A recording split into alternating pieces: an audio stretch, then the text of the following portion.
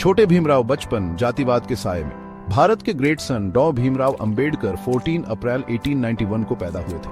उनका बचपन मध्य प्रदेश के एक छोटे से गांव महू में बीता। बचपन से ही उन्हें जाति के भेदभाव का सामना करना पड़ा। उनके पिताजी आर्मी में थे, लेकिन समाज की क्रूरता ने उन्हें छोटी उम्र में ही दलित होने का दर्द दिया। स्कूल में उन्हें अलग बिठाया जाता था, पानी पीने तक की इजाजत नहीं थी। ऊंची जाति के बच्चों के साथ खेलना तो दूर, उनके पास बैठना भी मना था। छोटी उम्र में ही अंबेडकर ने इस गलत व्यवस्था के खिलाफ लड़ने का मन बना लिया था। इन मुश्किलों के बावजूद अंबेडकर ने कभी हार नहीं मानी। उन्हें पढ़ाई का बहुत शौक था।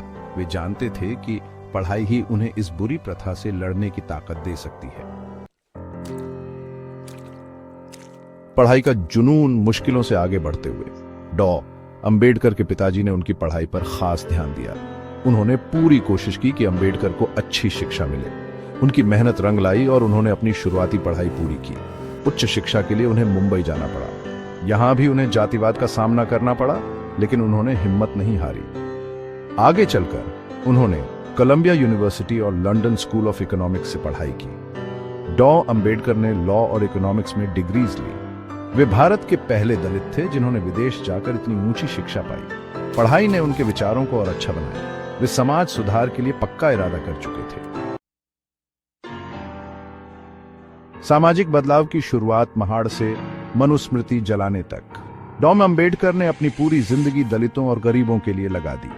उन्होंने 1927 में महाड़ सत्याग्रह का नेतृत्व किया, जिसमें दलितों के लिए पानी पीने का अधिकार मांगा गया। इसके बाद उन्होंने मनुस्मृति जलाने का नेतृत्व किया, जो जाति व्यवस्था का प्रतीक थी। डॉ अंबेडकर ने दलितों को इकट्ठा किया और उन्हें अपने हकों के लिए लड़ने को कहा। उन्होंने पूना पैक्ट के थ्रू दलितों के लिए अलग चुनाव की मांग की।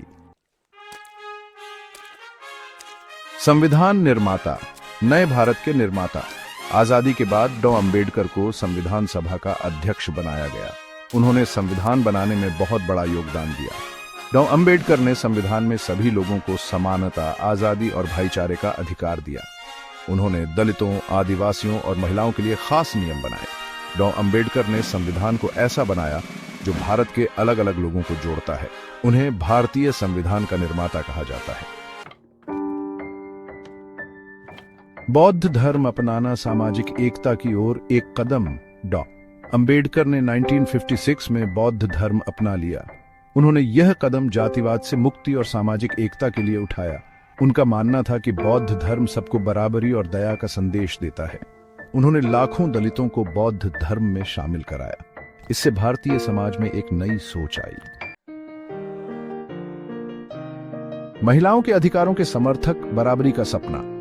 डॉ अंबेडकर महिलाओं के हकों के बहुत बड़े समर्थक थे। उन्होंने संविधान में महिलाओं को बराबरी का हक दिलाने में अहम भूमिका निभाई। उन्होंने महिलाओं के लिए प्रॉपर्टी का अधिकार, तलाक का अधिकार और इक्वल पे का अधिकार सुनिश्चित किया। डॉ अंबेडकर का मानना था कि समाज का विकास महिलाओं के बिना नहीं हो सकता। शिक्षा, बराबरी का रास्ता। डॉ अंबेडकर पढ़ाई को समाज सुधार का सबसे बड़ा हथियार मानते थे। उन्होंने कहा था, शिक्षित बनो, संगठित रहो और संघर्ष करो। वे चाहते थे कि दलित और गरीब लोग पढ़ लिख कर अपने हकों के लिए जागरूक बने। डॉ अंबेडकर ने कई स्कूल कॉलेज खोले। उन्होंने मूकनायक जैसी मैगजीन्स छापकर लोगों को जागरूक किया। बाबा साहेब की विरासत, एक यादगार छाप। 6 दिसंबर 1956 को डॉ अंबेडकर की मृत्यु हो गई। उनका जाना भारत के लिए बहुत बड़ी क्षति थी, लेकिन उनकी जिंदगी और काम आज भी करोड़ों लोगों के लिए प्रेरणा है। उन्हें बाबा साहेब भी कहते हैं, जो लोगों का उनके लिए प्यार और सम्मान दिखाता है। उनके विचार आज भी उतने ही इंपॉर्टेंट हैं जितने उनके समय में थे। आज के भारत में अंबेडकर का महत्व। आज भारत बहुत तेजी से बदल रहा है। ऐसे में डॉ अंबेडकर के विचार और भी जरूरी हो जाते हैं। उनका सामाजिक न्याय, बराबरी और भाईचारे का संदेश आज भी हमें प्रेरणा देता है। हमें उनके बताए रास्ते पर चलकर एक ऐसा भारत बनाना है जहां जाति, धर्म, जेंडर या किसी और चीज के आधार पर भेदभाव ना हो। उनके सपनों का भारत एक ऐसा भारत होगा जहां सबको बराबर मौके मिलेंगे।